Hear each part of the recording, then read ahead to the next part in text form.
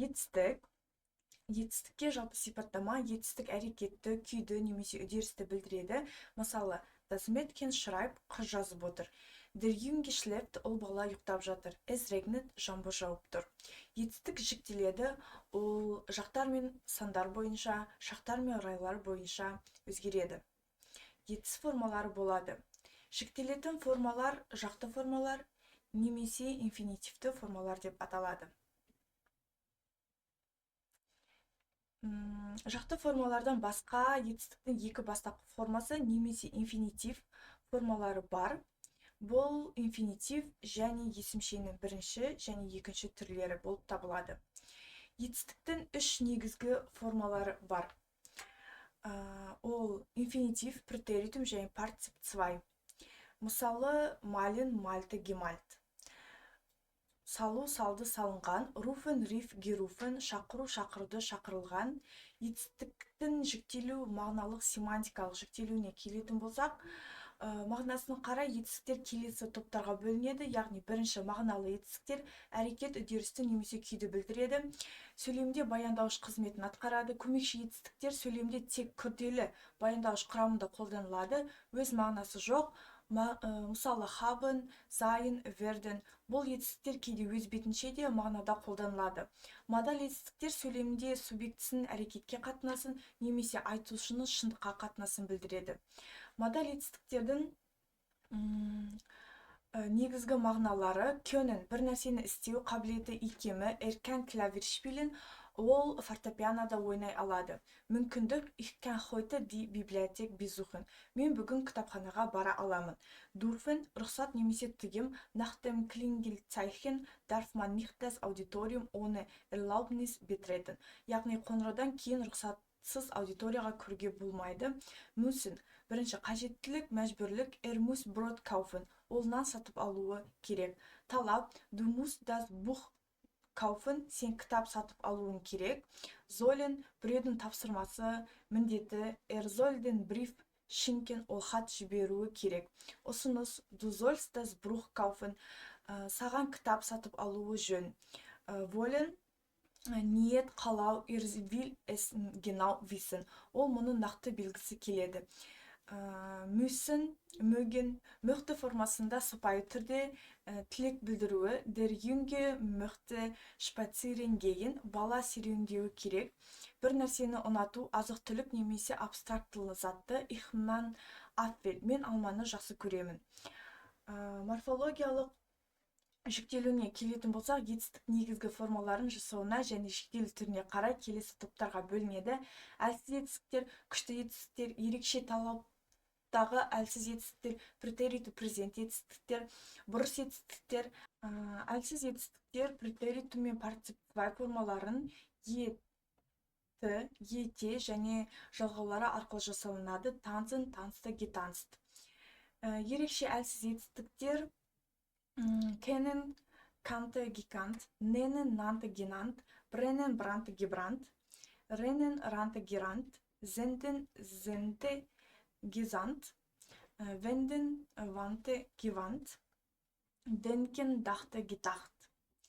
Күшті етістіктер түбір дауысы дыбысы өзгереді. Фонетикалық ауысу претеритумда жалғау болмайды, ал партицип цвай en жалғаумен жасалынады.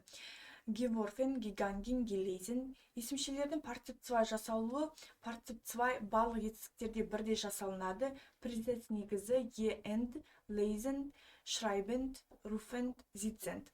Партицип цвай әлсіз етістіктерде ге жұрнағы және еті жалғауы арқылы жасалынады. Gemacht, gebracht, gearbeitet. Келесі жағдайларда ге жұрнағы қолданылмайды. Бірінші бөлінбейтін префиксі бар етістіктер verstanden, екінші буын екпінсіз етістіктер regiert, passiert, analysiert, rasiert. Екпін түбірде болатын күрделі етістіктер vollendet, vollgebracht. Бөлінетін префиксті етістіктерде ге префиксі түбірі мен префикс арасында қойылады. Күшті етістіктердің партицип цвай формасы ге префиксімен және en жалғауымен жасалынады, ал түбір дауысты өзгереді. Geworfen, gegangen, gelesen. сыйымдылық сапалық кесімдіктердің шақтары. Сын есімнің үш шақты түрі болады: жай позитив, салыстырмалы компаратив және асыра мақтау суперлатив шақтары. Жай шақ негізгі түрі, яғни қалған екі шақ осыдан жасалынады. Салыстырмалы шақ er жұрнағы арқылы жасалынады: kleiner, schöner, lauter. Асыра мақтау шақ est жұрнағымен жасалынады және екі түрде кездеседі. Артикльмен бірге келетін түрі der kleinste, die schönste, das lauteste. Am шлауымен келетін түрі am kleinsten, am schönsten, am lautesten.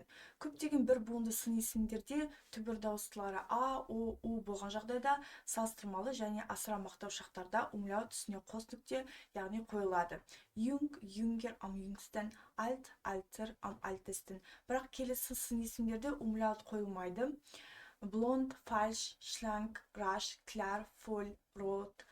Мысалы, klar, klarer, am klarsten.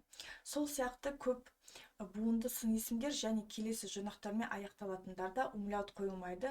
Ол er, n, бар, зам, ing, lich, haft, деген дерде умляут қойылмады. Мысалға айтатын болсақ, munter, offen, durkel, dank бар. Сын есімдерде түбірі д, т, з, ц, ш әріптеріне аяқталатын болса, асыра мақтау шақ толық түрде est жұрнағымен жасалынады. Мысалы, kurz, kurzer, am kurzes.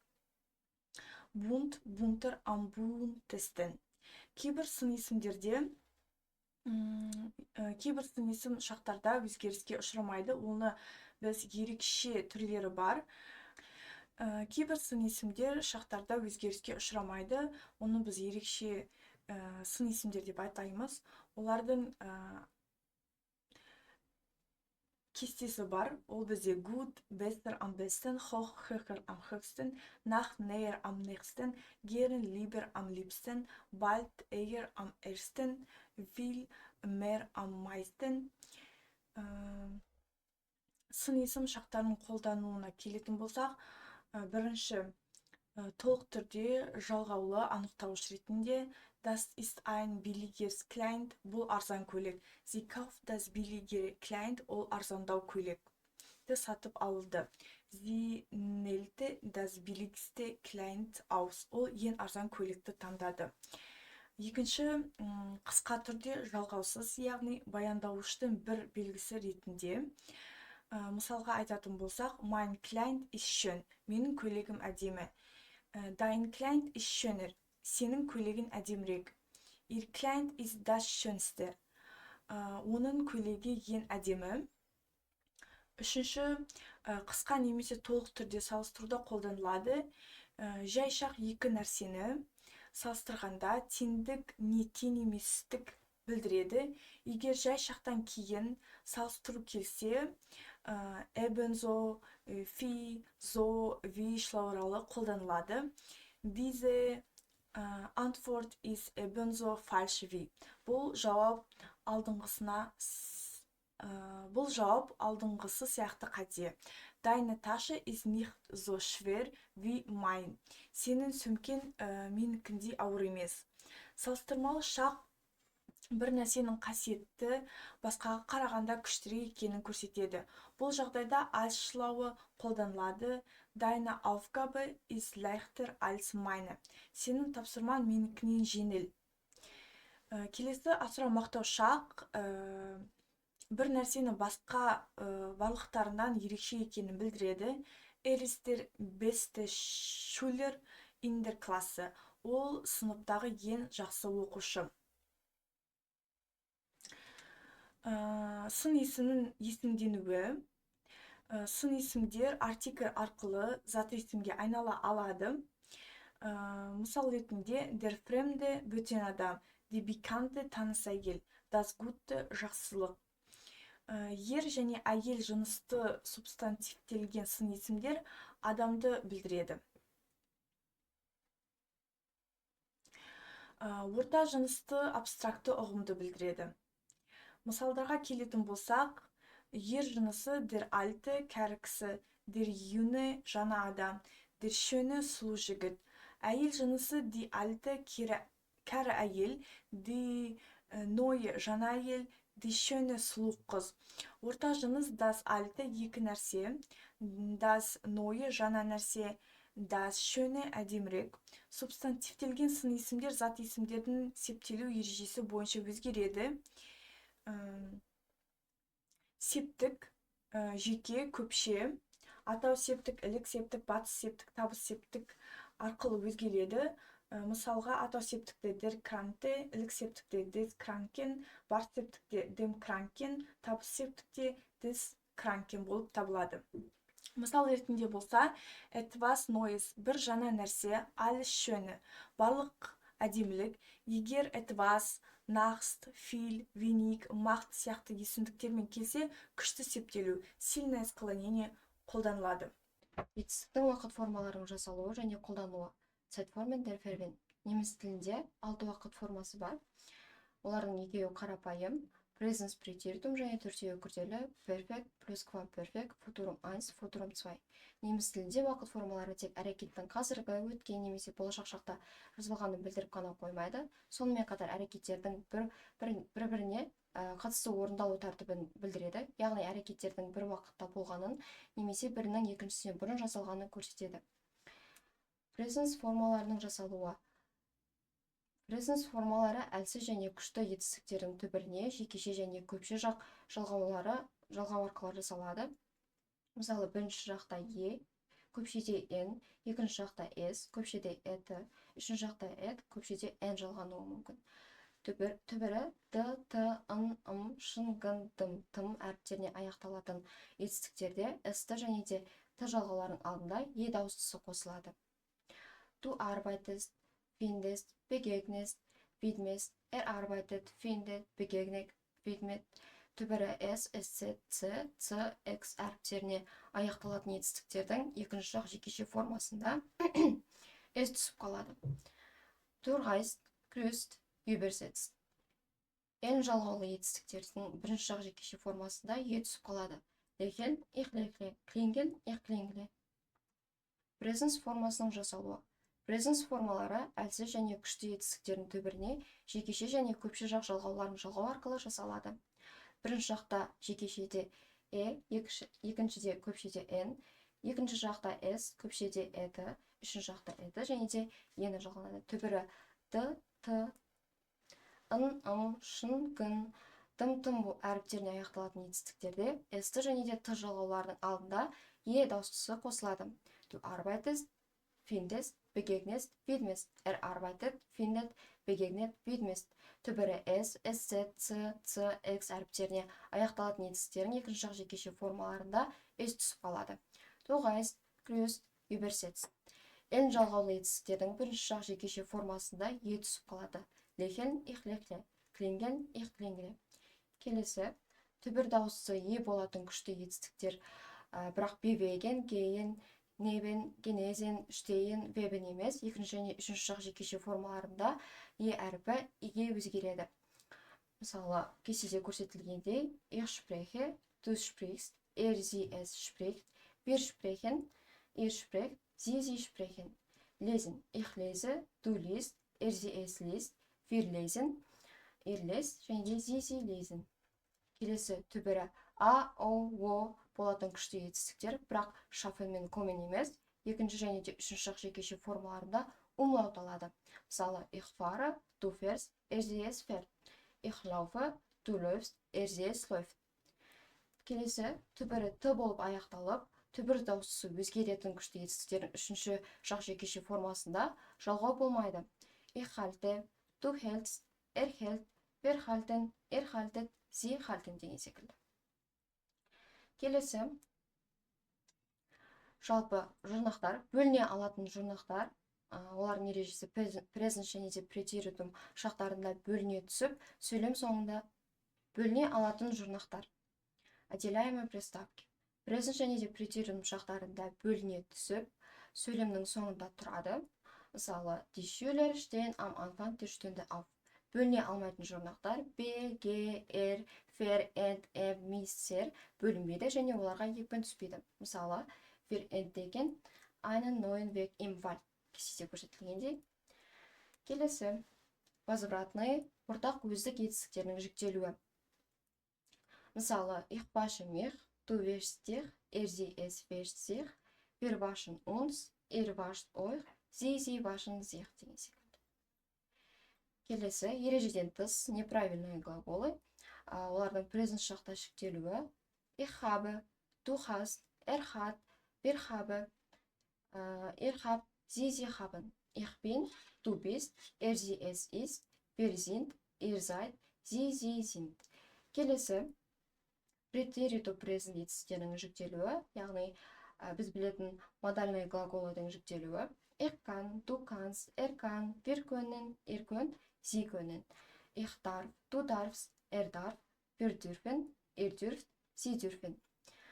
Ich soll, du sollst, soll, wir sollen, ihr sollt, sie sollen деген секілді, және де ары қарай жалғасады. Етістік das Verb. Етістікке жалпы сипаттама, етістік әрекетті, күйді немесе үдерісті білдіреді. Мысалы, das Mädchen schreibt, қыз жазып отыр. Der Junge schläft, ол бала ұйықтап жатыр. Es regnet, жаңбыр жауып тұр. Етістік жіктеледі, ол жақтар мен сандар бойынша, шақтар мен райлар бойынша өзгереді. Етіс формалары болады. Жіктелетін формалар жақты формалар немесе инфинитивті формалар деп аталады. Жақты формалардан басқа етістіктің екі бастапқы формасы немесе инфинитив формалары бар. Бұл инфинитив және есімшенің бірінші және екінші түрі. Етістіктің үш негізгі формалары бар. Инфинитив, претеритум және партицип 2. Мысалы, мален, мальды, гемальд. Салу, салды, салынған. Руфен, риф, геруфен. Шақыру, шақырды, шақырылған. Етістіктің жіктелуі, мағыналық, семантикалық жіктелуі. Мағынасына қарай етістіктер келесі топтарға бөлінеді. Біріншісі, негізгі мағыналы етістіктер әрекет, үдеріс немесе күйді білдіреді. Сөйлемде баяндауыш қызметін атқарады. Екінші, көмекші етістіктер сөйлемде тек күрделі баяндауыш құрамында қолданылады. Өз мағынасы жоқ. Мысалға, haben, sein, werden. Бұл етістіктер кейде өз бетінше де мағынада қолданыла алады. Үшінші, модаль етістіктер. Сөйлем субъектісінің әрекетке қатынасын немесе айтушының шындыққа қатынасын білдіреді. Модаль етістіктердің негізгі мағыналары: бірінші, können, бір нәрсені істеу қабілеті, икемі, erken Klavier spielen, ол фортепианода ойнай алады. Екінші, мүмкіндік, ich kann heute die Bibliothek besuchen, мен бүгін кітапханаға бара алмаймын. Dürfen, рұқсат немесе тыйым.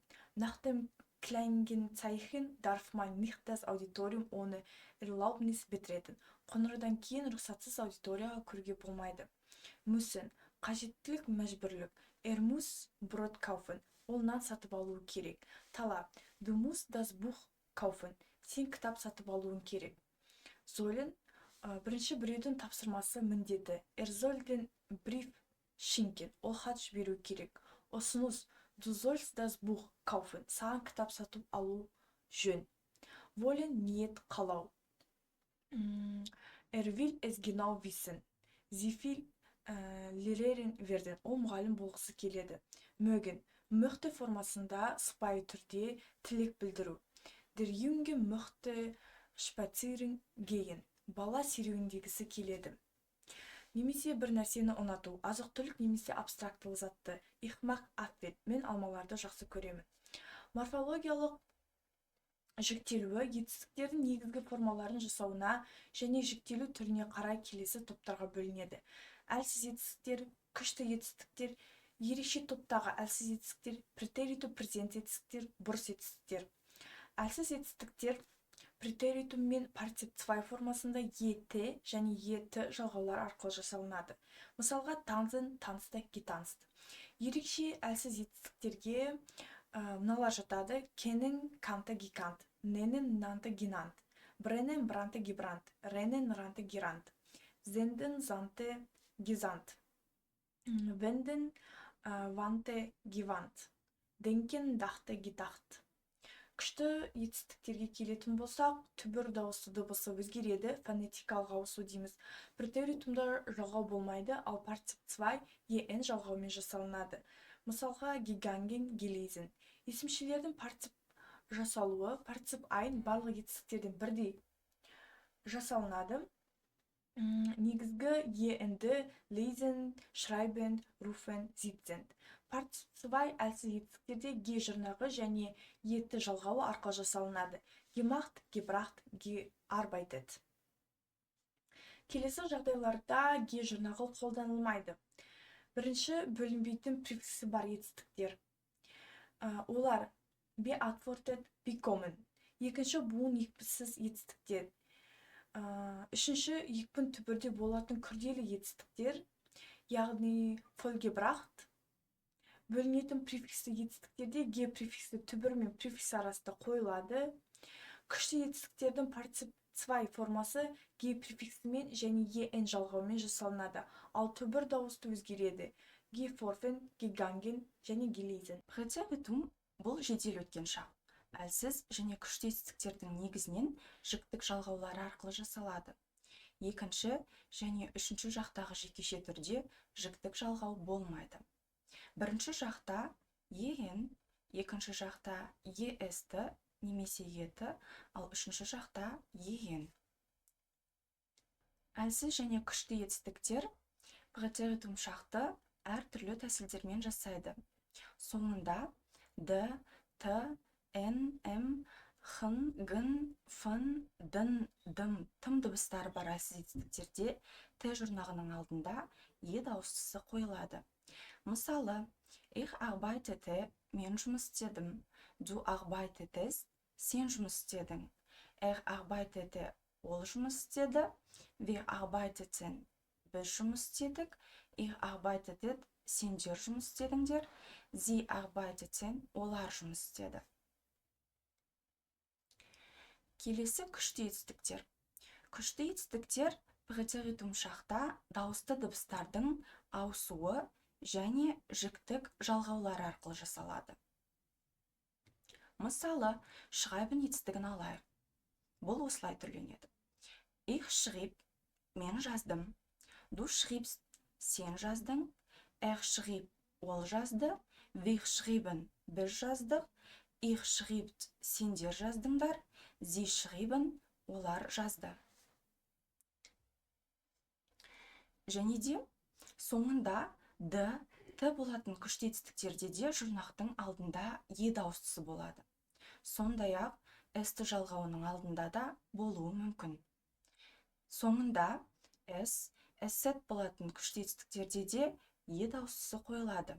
Мысалы, ich fand, мен таптым, du fandest, сен таптың, fand, ол тапты, wir fanden, біз таптық, ich fandet, сендер таптыңдар, sie fanden, олар тапты.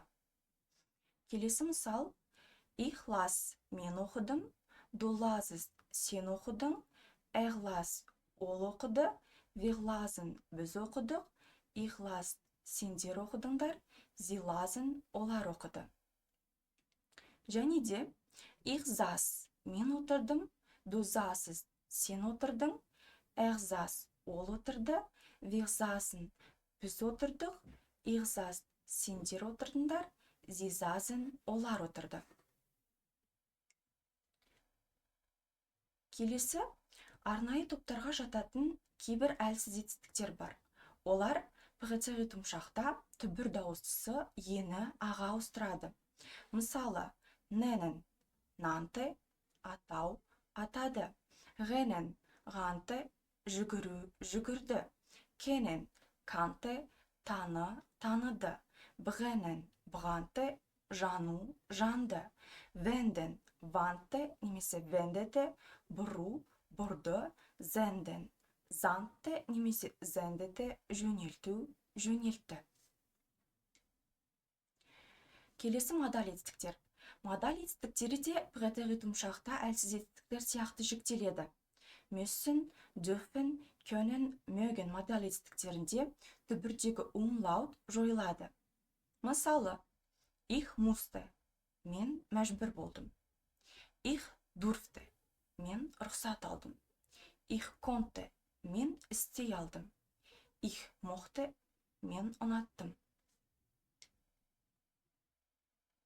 Келесі претérитум шақтың қолданылуы. Претérитум өткен шақты білдіреді және әңгімелеу мен сипаттау кезінде қолданылады. Мысалы, am rechten Ufer des Flusses wurde die Peter-Pauls-Festung gebaut, die die Stadt vor Feinden beschützen sollte. Яғни, өзеннің оң жақ жағалауында жаулардан қаланы қорғау үшін Петропавл қамалы салынды. 6-шы дәріс императив тақырыбы неміс тіліндегі бұйрық рай. Неміс тілінде рай бұл әрекеттің шындықпен қатынасын білдіреді.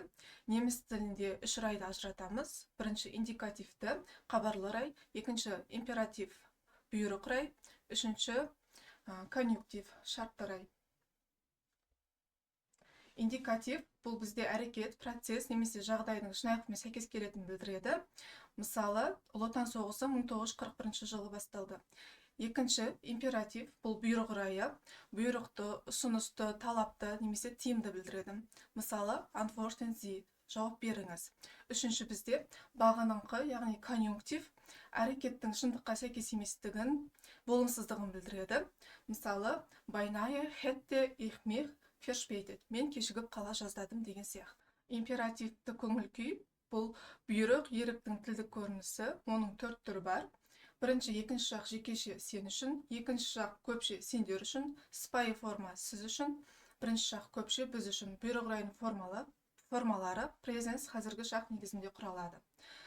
Мысалы, екінші жақ жекеше түрде лерне үйрен, екінші жақ көпше түрде learned үйреніңдер, үшінші жақ сыпайы форма lernen Sie үйреніңіз, бірінші жақ көпше түрде wir, lernen wir, яғни үйренейік деген мағынада келеді. Тағы да мысалдар келтіріп өтсек, lernen, екінші жақ жекеше түрде лерне, екінші жақ көпше түрде learn, сыпайы форма lernen Sie, бірінші жақ көпше түрде lernen wir. Одан кейін kommen, екінші жақ жекеше түрде kom, екінші жақ көпше түрде kommt, сыпайы форма kommen Sie, және бірінші жақ көпше түрде kommen wir деп айтсақ болады. Келесі бізде ерекшеліктерін айтатын болсақ, екінші жақ жекеше тұлғада етістікке еге аяқталуы мүмкін. Мысалы, schreibe, fahre, mache және жалғауы ел, ер, д, т, н, м дыбыстарына аяқталатын етістіктерге қажет. Мысалы, versammle, melde, arbeite, zeichne, öffne деген сияқты. Ауызекі сөйлеу тілінде етістіктер көбінесе жалғаусыз қолданады. Мысалы, bleib, kom, bring деген сияқты. Күшті етістіктер түбір дауысты дыбысын ге өзгертіп, жалғау болмайды. Мысалы, gib, nimm, sie деген сияқты. Және sein етістігі sei инфинитивтік түбірден бұйрық рай жасайды. Бұл бұйрық рай формасы сөйлеуші аты жөні бойынша сөйлескен адамға қолданылады. Бұл кезде жалқы есімдіктер қолданылмайды. Екінші жақ көпше түрдегі бұйрық рай етістігінен жалғауы жалғануы арқылы жасалады. Ол present сөзінің екінші жақ көпше түрімен сәйкес келеді. Мысалы, learned, kommt, fahrt, schreibt деген сияқты. Бұл императивтік форма сөйлеуші аты жөні бойынша сөйлесетін екі немесе одан да көп адамдарға жүгінгенде қолданылады. Және бізде сыпайы форма императивтік формасы презенстің үшінші жақ формасымен бірдей болып келеді. Бұл жағдайда тұлғалық етістіктен кейін есімдік қолданылады. Мысалы, lesen Sie, kommen Sie, lernen Sie бұл форма бір немесе бірнеше адамға ресми сіз деп жүгінген кезде қолданылады. Және бөлінетін префикстер, яғни шылауы бар етістіктер үшін бұл бұйрық рай префиксі сөйлемнің соңына қойылады. Мысалы, stehe 8 Uhr auf, яғни сағат 8-де тұр. Schreiben Sie den Text ab, мәтінді көшіріңіз. Және бірлесіп әрекет етуді білдіру үшін бірінші жақтың көптік бұйрық райы қолданылады. Ол бірінші жақтың көптік жалғауының көрсеткішімен бірдей болып келеді. Дегенмен wir есімдік етістіктен кейін келеді. Мысалы, schreiben wir, stehen wir auf. Бұл форманың синонимі wollen модальды етістігімен жасалған конструкция wollen плюс инфинитив, яғни wollen wir gehen болып келеді. 7-ші дәріс артикль. Негізінде артикльдің екі түрлі болады. Мұнда сіздер кестеде көріп тұрғандарыңыздай анықталған артикль және анықталмаған артикль. Анықталған артикль бұл белгілі, нақты зат туралы. Анықталмаған артикль бұл бізде белгісіз, алғаш рет көріп тұрған кезде қолданыламыз.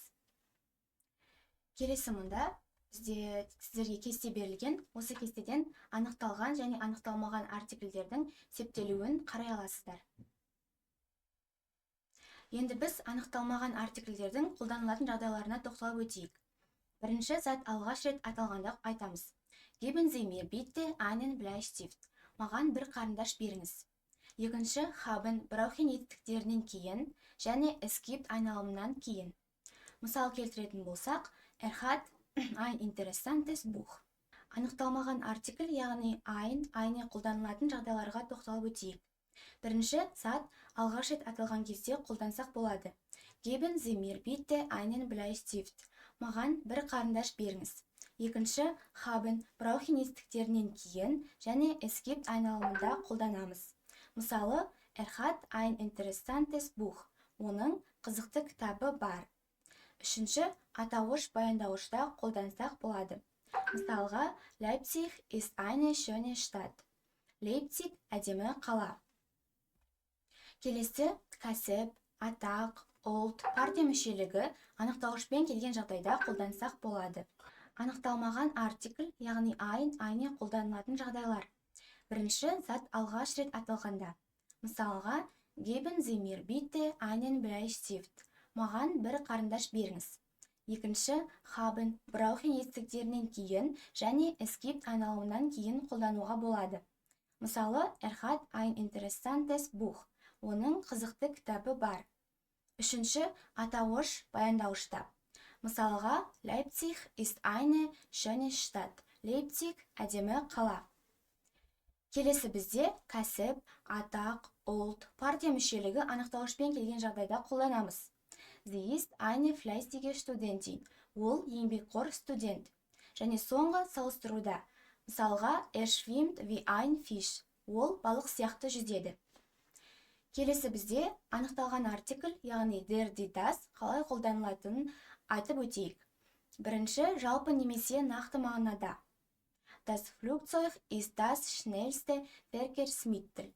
Яғни ұшақ ең жылдам көлік. Екінші зат қайта айтылғанда немесе оқиғаға белгілі болған кезде айтамыз. Мысалға ein Bild, яғни das Bild stellt eine Landschaft dar. Бұл сурет табиғатты бейнелейді. Үшінші ілік септіктегі анықтауышпен. Die Werke von Tolstoy sind weltbekannt. Толстойдың шығармалары бізде әйгілі. Келесі бізде төртінші, яғни сын есімнің күшейтпелі шырайы реттік сын есімдермен.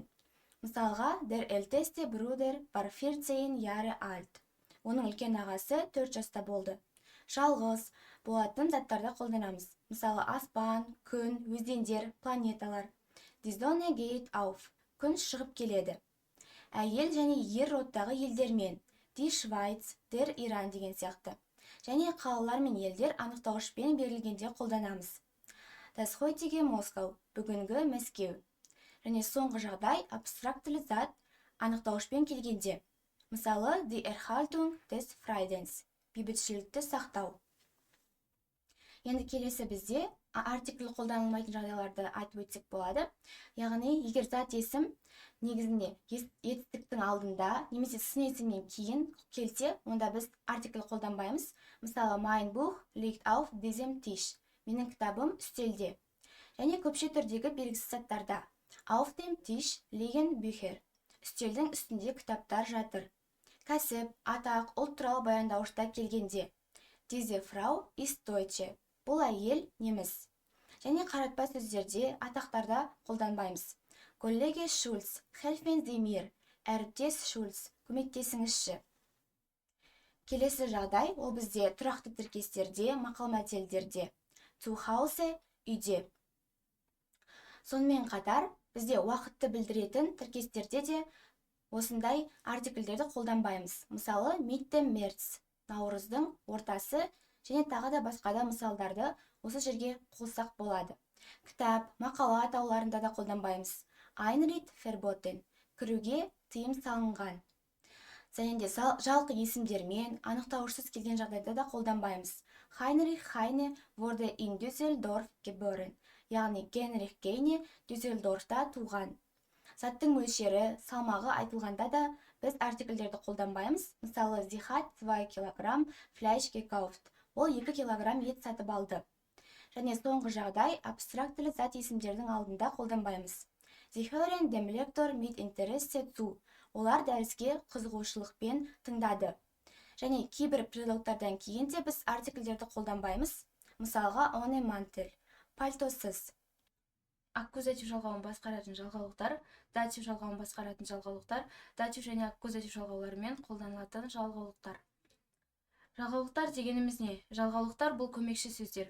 Жалғаулықтардың мағынасы тек септік формаларымен бірге қолданылғанда анықталады. Жалғаулықтарға тән белгілер, олардың тұрақты, яғни өзгермейтін формасы және сөйлемдегі орны көп жағдайда жалғаулық өзінен кейін келетін сөздің алдында тұрады. Көп деген жалғаулық тек бір ғана септікпен қолданылады. Мысалы, ілік септігімен қолданылатын жалғаулықтар. Während, unweit, in Folge. Мысалы, während des Urlaubs, демалыс кезінде, unweit einer großen Stadt, үлкен қаланың маңында, in Folge des starken Regens, қатты жауын салдарынан. Кейбір жалғаулықтар, мысалы, längst, trotz, zufolge, екі септікпен де қолданылуы мүмкін. Мысалы, ілік септігімен zufolge des Befehls бұйрыққа сәйкес, längst des Flusses өзен бойымен, trotz seiner Erfolge етістіктеріне қарамастан. Мысалы, ілік септігімен қолданылатын жалғаулықтар. Während, unweit, in Folge. Während des Urlaubs, демалыс кезінде, unweit einer großen Stadt, үлкен қаланың маңында, in Folge des starken Regens, қатты жауын салдарынан. Кейбір жалғаулықтар, мысалы, längst, trotz, zufolge, екі септікпен де қолданылуы мүмкін. Ілік септігімен zufolge des Befehls бұйрыққа сәйкес, längst des Flusses өзен бойымен, trotz seiner Erfolge жетістіктеріне қарамастан, және бар септігімен trotz dem Verbot des Vaters әкесінің тыйымына қарамастан, längst den Garten des Palastes сарай бақтары бойымен, einem Gerücht zufolge сыбысқа сәйкес. Жалғаулықтар барыш және табыс септіктеріндегі белгілі артикльмен бірігіп кетуі мүмкін. Vom Vater, von dem Vater, әкеден, ans Fenster, an das Fenster, терезеге қарай, beim Fußballspiel, bei dem Fußballspiel, футбол ойыны кезінде, zur Tür, zu der Tür, есікке қарай. Қазіргі неміс тілінде 20-дан астам жалғаулық бар. Морфологиялық құрылымына қарай жалғаулықтар қарапайым, яғни an, auf, aus, in, және күрделі von an, von wegen, zum Trotz, im Laufe, innerhalb von, aufgrund, im Verlauf von болып bölінеді. Аккузатив жалғауын басқаратын жалғаулықтар, неміс тілінде табыс септігін басқаратын жалғаулықтар bis, durch, entlang, für, gegen, ohne, Датив жалғауын басқаратын жалғаулықтар, неміс тілінде барыс септігін басқаратын жалғаулықтар aus, außer, bei, entgegen, gegenüber, mit, nach, Zeit, von, zu. Және соңғысы аккузатив пен датив жалғауларымен қолданылатын жалғаулықтар. Келесі жалғаулықтар жол бағытын білдірсе, аккузатив орын немесе уақыт мәнінде болса, датив жалғауын басқарады. Олар an, auf, hinter, in, neben, über, unter, vor, zwischen. Неміс тілінде зат есімдер үш грамматикалық түрге бөлінеді. Олар ер, маскулину, яғни der артиклімен жүреді, әйел, феминину, die артиклімен және орта, neutrum, das артиклімен жүреді. Бұл категория орыс тілінде род болса, қазақ тілінде мұндай ұғым жоқ. Сондықтан біз оларды артикль арқылы ғана ажыратамыз. Неміс және орыс тілдерінде кейде зат есімдердің осы үш грамматикалық түрі сәйкес келеді. Мысалы, der Tisch маскулину, үстел ер түрінде, die Tafel феминину, тақта әйел түрінде, das Fenster neutrum, терезе орта түрде. Бірақ көп жағдайда зат есімдердің осы түрлері сәйкес келмейді. Мысалы, der Baum маскулину, бірақ ағаш орта түрде, die Stadt феминину, бірақ қала бұл ер түрде, ал das Buch neutrum бұл кітап әйел түрде. Зат есімнің түрлерін оның мағынасы және тұлғасы бойынша анықтауға болады. Бірінші, маскулинумнан бастайық. Мағынасы бойынша. Ең бірінші бұл ер адамды білдіретін сөздер. Яғни, der Mann ер адам, der Held батыр. Екіншіден, еркек жынысты жануарлар. Олар der Bär аю, der Frosch бақа. Бірақ ережеге бағынбайтын ерекшеліктер бар. Олар die Maus тышқан, die Gans қаз, die Nachtigall бұлбұл, die Drossel, шымшық. Үшіншіден атаулар. А. Жыл мезгілдері, айлар, апта күндері, тәуліктің бөліктері. Der Winter, қыс, der Tag, күн. Мұндағы ерекшелік die Nacht, түн. Б. Желдер, жауын-шашын, аспан денелері. Келесі үшіншіден атаулар бойынша. А. Жыл мезгілдері, айлар, апта күндері, тәуліктің бөліктері. Мысалы, der Winter, қыс, der Tag, күн. Мұндағы ерекшелік die Nacht, түн. Б. Желдер, жауын-шашын, аспан денелері. Мысалы, der Schnee, қар. Мұндағы ерекше сөз die Venus, шолпан. В. Дүниенің тараптары, яғни der Norden, солтүстік. Г. Таулар, көлдер, өзендер.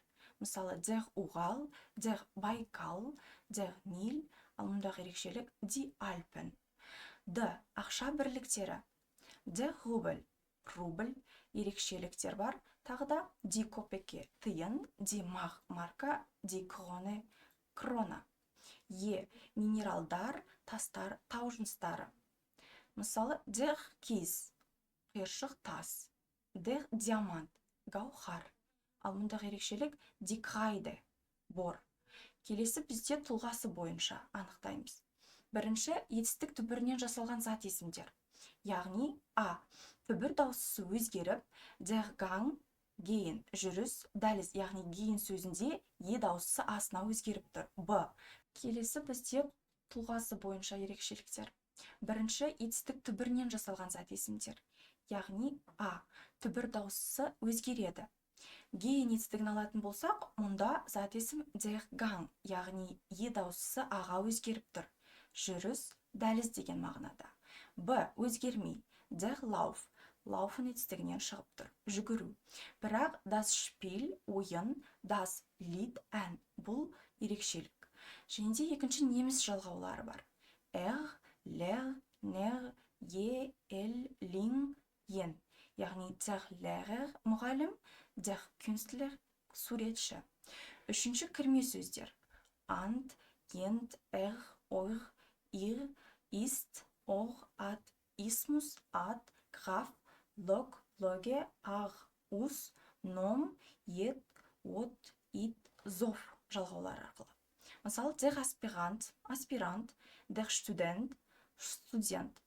Төртінші, е жалғаулы төрт сөз бар. Олар der Klee, беде, der Tee, шай, der See, көл, der Kaffee, кофе.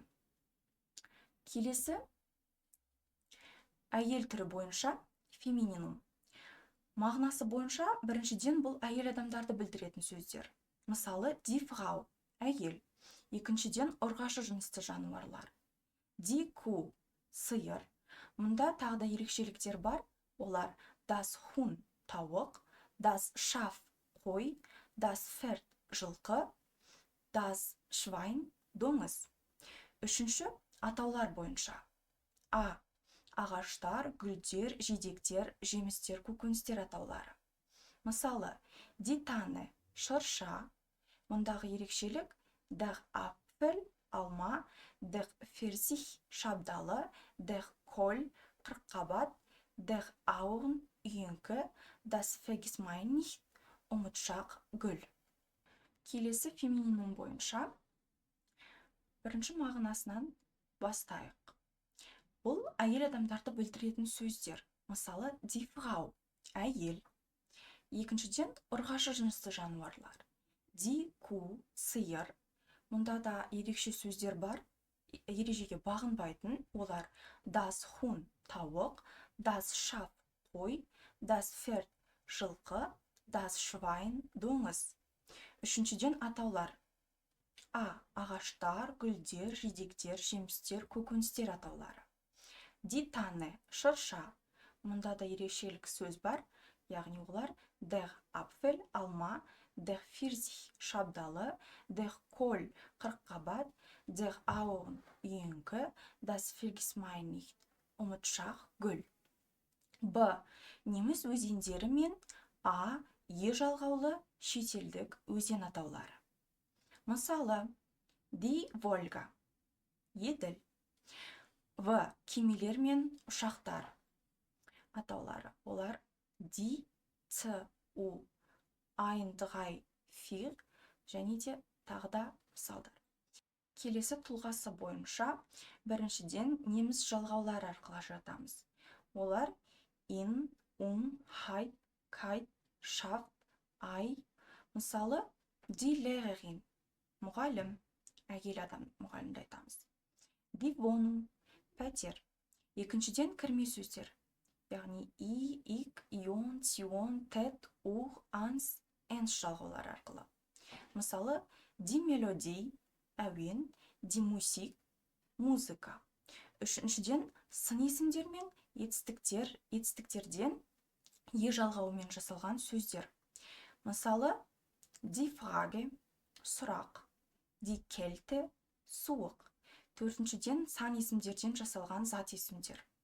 Мысалы, ди зғай, үш. Келесі орта тұр, нойтрум. Мағынасы бойынша біріншіден бұл балалар мен төлдерді білдіретін сөздер. Мысалы, das Kind, бала, das Kalb, бұзау. Екіншіден атаулар. А. Елдер, қалалар, материктер, аралдар, аймақтар және провинциялар атаулары. Мысалы, das Казахстан. Және де мұнда да ерекшелік сөздер бар. Олар ди Швайц, Швейцария, ди Монголай, Монғолия, ди Түркай, Түркия, ди Норманди, Нормандия, ди Молдау, Молдова, ди Крим, Қырым, дер Иран, Иран, дер Ирак, Ирак, дер Судан, Судан. Б. Металдар, қорытпалар, химиялық элементтер атаулары. Мысалы, das Blei, қорғасын. Мұнда да ережеге бағынбайтын сөздер бар. Олар der Stahl, болат, der Schwefel, күкірт, die Bronze, қола. В. Қонақ үйлер, кинотеатрлар мен кафе атаулары. Мысалы, das Metropol, метрополь. Үшінші, жинақтық мағынадағы зат есімдер. Мысалы, das Volk, халық. Төртіншіден, химиялық және медициналық терминдер. Келесі нойтрумды тұлғасы бойынша қалай ажыратамыз? Біріншіден, неміс жалғаулар арқылы. Фен, лайн, тум, нис, зал, зел, тел жалғаулар арқылы. Мысалы, das Mädchen, қыз баласы. Das Fräulein, бой жеткен. Мұнда да ерекше сөздер бар. Олар der Reichtum, байлық, die Erlaubnis, рұқсат, die Kenntnis, білім. Екіншіден, кірме, жансыз зат есімдер. Ент, ат, ал, ил, ма, ет жалғаулары арқылы жүреді. Мысалы, das Dokument, құжат, das Dekanat, деканат. Ерекше сөздерге der Zement, цемент, der Kontinent, құрлық жатады. Үшінші, ге префиксімен жасалған зат есімдер. Мысалы, das Gebirge, таулар. Мұнда да ерекше сөздер бар. Олар der Geruch, иіс, der Gesang, ән айту, der Geschmack, дәм. Төртіншіден, өзгеріссіз етістіктен жасалған зат есімдер арқылы ажыратамыз. Мысалы, das Lesen, оқу. Бесінші, жинақтық мағынадағы есімдер, зат есімдер. Мысалы, gut, verb, zeug жалғаулар арқылы. Das Wortgut, сөздік қоры.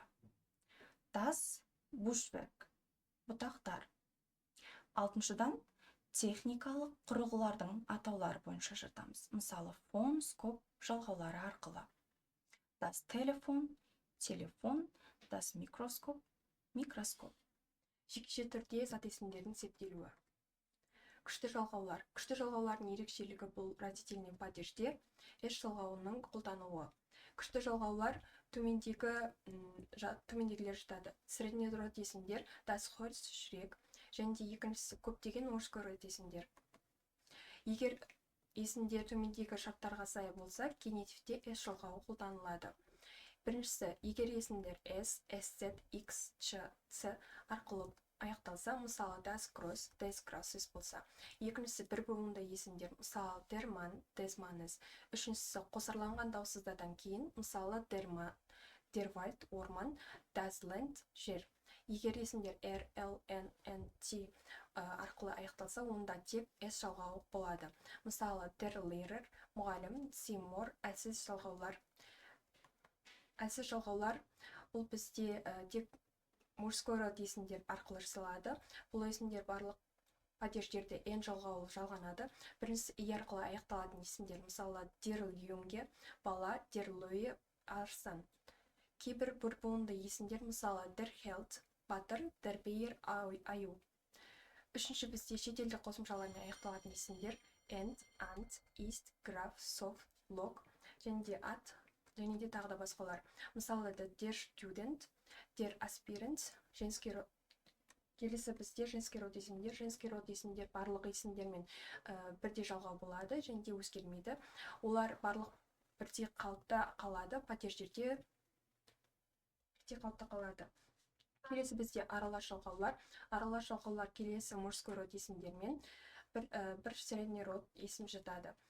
Der Buchstabe, әріп, der Funke, ұшқын, der Vers, тау.